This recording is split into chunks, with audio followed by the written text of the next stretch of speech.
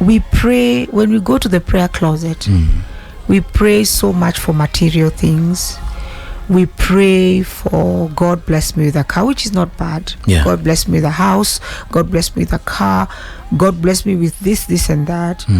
But we never go to God asking what is the condition of our soul, which is the most important thing. Because if God is to bless you, the Bible says throughout the Old Testament, he told the Israelites, if you follow my commands, if you do this, then I'll bless you. So you can pray for blessings all year round and you don't receive. Why? Because your soul is dirty. You have never cleansed your soul. You've never really worked on your soul. And the greatest thing God wants us to work on in our soul is love. Because God himself is love. In the book of 1 John 4:8, it says, whoever does not love does not know God, because God is love.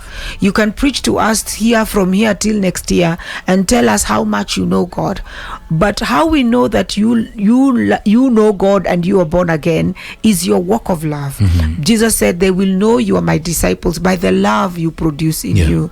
So one thing we need to pray about, we need to pray that God, may your love grow in me. There's a verse, I'll get the verse by the time I get out of here. There's a verse I like praying with. It says, may the love of God continue continue flowing more and more, and may your knowledge, and may I also grow in knowledge and in understanding. And one day when I was reading that verse, God told me, Lynette, this is the most important thing you should be praying for yourself, to know my love, to trust in this love, and for you to love your neighbor. Because everything God gives you, a very small percentage is for you, the rest is for people.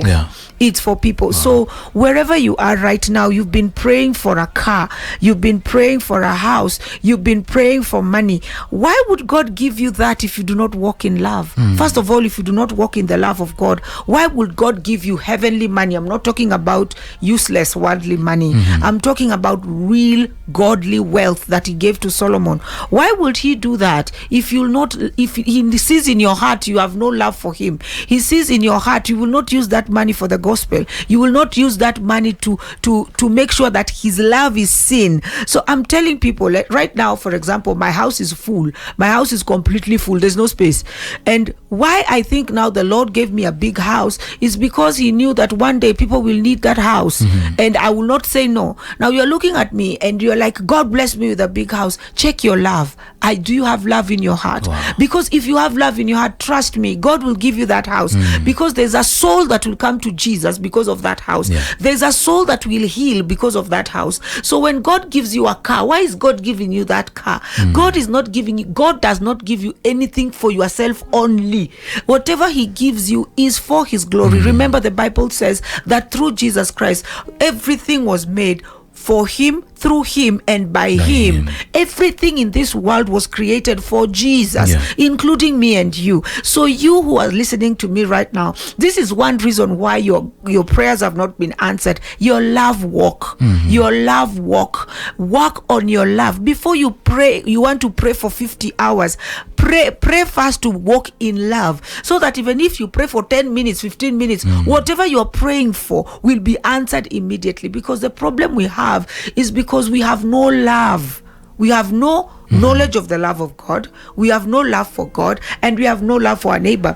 And Jesus was asked a very beautiful question. He was asked, what is the greatest commandment? Jesus did not say fasting. He did not say praying. He did not say nothing. I'm not saying fasting and praying is wrong. I fast, I pray. But the greatest commandment Jesus talked about was love. Number one, love the Lord your God with all your heart, with all your soul, with all your mind. Second, love your neighbors. You love yourself.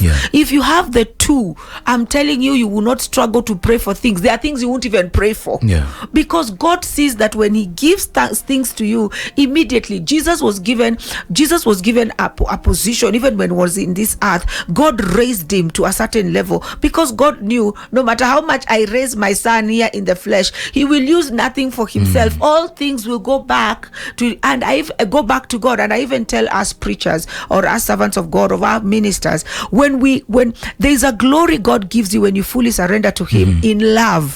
you know. Yeah. And because he knows, even if I give Lynette, I give Lady B, I give them I allow my glory to pass through them, they will not touch it. It will go back to me because they love me and they love people. Yeah. And so what I tell you, where you're listening to me, let me tell you, go read the book of 1 John. Go read chapter 1, chapter 2, chapter 3, chapter 4. It talks about love. There's another verse that says that let me see if I can get it. I hope I get it. It talks about that if you see, we are supposed to live sacrificially. 1 John 3 from 16 to 17, it says that this is how you know that this is what we know that the love of Jesus Christ is. He laid down his life for others, and we ought to lay down our lives for other people. If I have material things and I see my friend in need and yet I don't give them those material things, how can I claim to know God? I do not know God, because God is love. There's a lady, I was telling her that how God's love is manifested here on earth, because God cannot come like, "Ooh, I'm God, I'm loving you."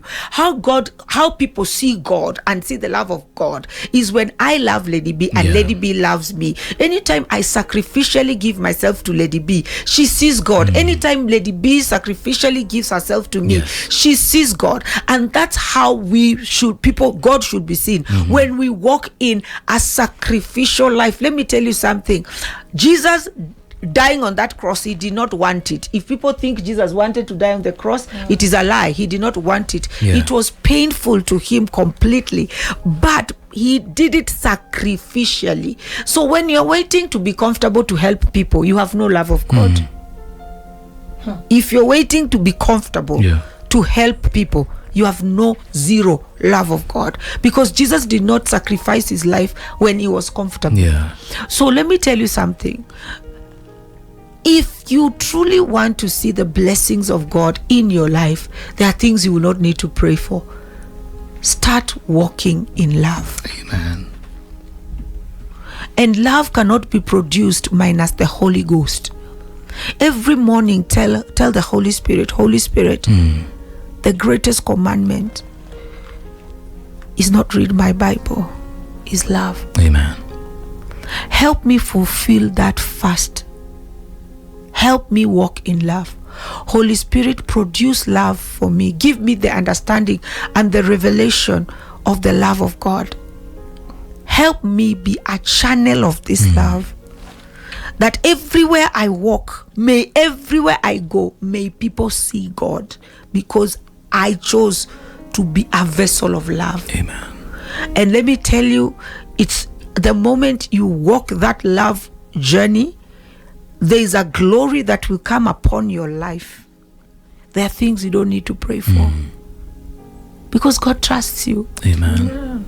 Amen. And the Bible says we've been blessed with every spiritual blessing in heavenly places, meaning the moment we got born again, everything we needed for our walk is there. And now God can let it come to you because of the love you have allowed in your heart. So today I just want us first of all to pray for love, that we may grow in love, that love may abide, may I don't know, let me check for Philippians. Is it Philippians 1? Let me check it if it's there. I just want to, because I want people to be praying that prayer on your own when you're alone in the house. Just be praying. The greatest prayer you should pray is first to understand the love of God, to believe this love, and then to walk in love, to love your neighbor as you love yourself, because we are praying for so many other things and we're not praying for the most important command. The most important command is, number 1, love God, because he has loved you with all your heart, soul, and mind. Number 2, love your neighbor. When you do those 2 things, imagine all the law and the prophets have nothing against you. So I want you to learn to, you know, sometimes we are told, oh, pray this, pray this, pray this, pray this. But I'm giving you a very easy way to get your prayers answered. Check the condition of your soul. All right. Are you getting? Yes. So right now, I just want you to, wherever you are, before I pray for people, I just want you to close your eyes and say, Father God, Father God, help me Help me. walk in love. Walk in love.